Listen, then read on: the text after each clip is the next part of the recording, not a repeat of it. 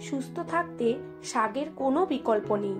Season চেঞ্জের সময় যেহেতু রোগ জ্বালা লেগেই থাকে, তাই এই শাক অনেক রোগ প্রতিরোধ করে। এছাড়া এই শাক খেলে কোষ্ঠকাঠিন্য দূর হয় এবং ডায়াবেটিস রোগীদের জন্য খুবই উপকারী। নমস্কার বন্ধুরা, জয়ীর রান্নাঘরে সবাইকে স্বাগত।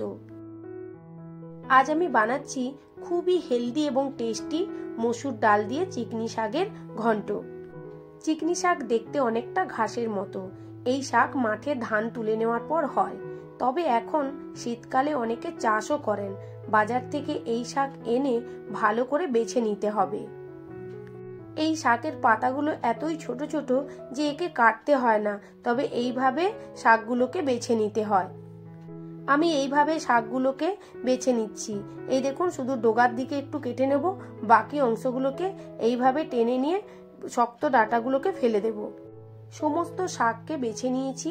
বেছে নেওয়া শাককে একটি বড় পাত্রে নিয়ে বেশ অনেকটা পরিমাণ জল নিয়ে এইভাবে চটকে চটকে ভালোভাবে ধুয়ে নেব।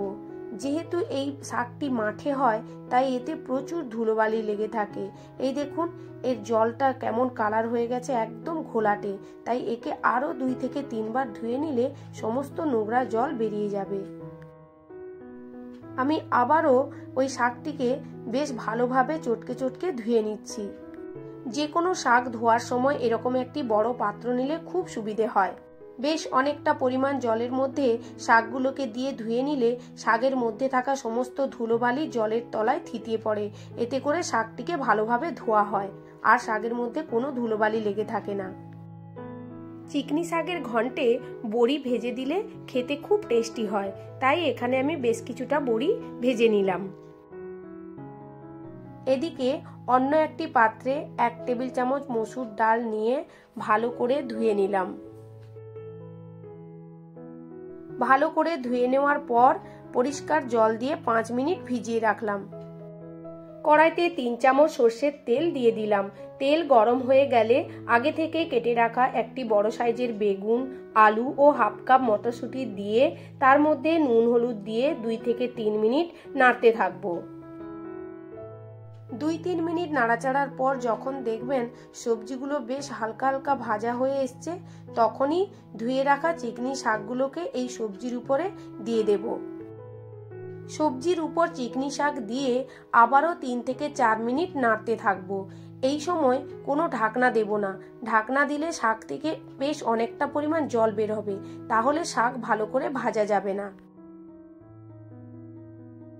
শাক ও সবজিকে যত ভালোভাবে ভেজে নেবেন, সবজির টেস্ট তত ভালো হবে। যখন দেখবেন সবজির সঙ্গে শাক খুব ভালোভাবে মিশে গেছে এবং জলও প্রায় শুকিয়ে এসছে, সেই সময় আগে থেকে ভিজিয়ে রাখা এবং ধুয়ে রাখা ডাল দিয়ে একটু নেড়েচেড়ে ঢাকনা দিয়ে দেব।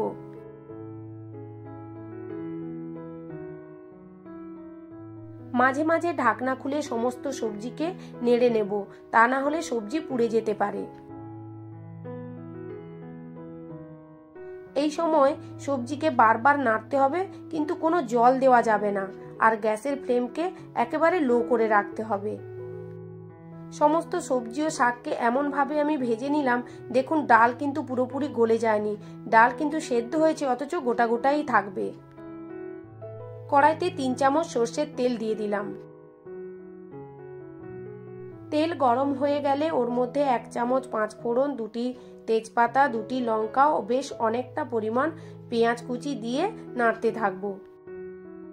পেঁয়াজ নরম হয়ে এলে কুচি করে রাখা টমেটো দিয়ে আবারও বেশ কিছুক্ষণ নাড়তে থাকবো। টমেটো নরম হয়ে এলে 1 চামচ আদা রসুন বাটা, লঙ্কা গুঁড়ো, হলুদ গুঁড়ো ও জিরে ধনে গুঁড়ো দিয়ে বেশ কিছুক্ষণ মশলাটিকে কষাতে থাকবো। মশলা থেকে তেল ছাড়া হয়ে এলে আগে থেকে ভেজে রাখা সমস্ত সবজি দিয়ে আবারও কিছুক্ষণ নাড়তে থাকবো।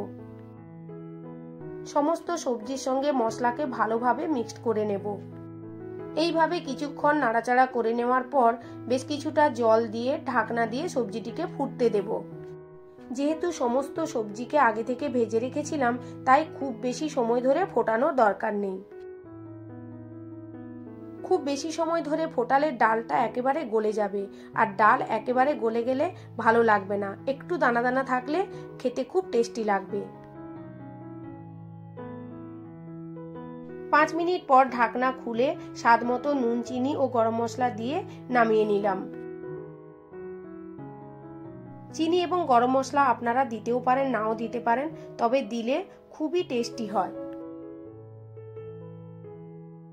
আমার এই রেসিপিটি একবার ট্রাই করে দেখবেন, আর ভালো লাগলে অবশ্যই লাইক কমেন্ট করবেন এবং কাছের বন্ধুদের সঙ্গে শেয়ার করবেন। আর আমার রান্নাগুলো ভালো লাগলে আমার চ্যানেলটিকে সাবস্ক্রাইব করবেন। নমস্কার।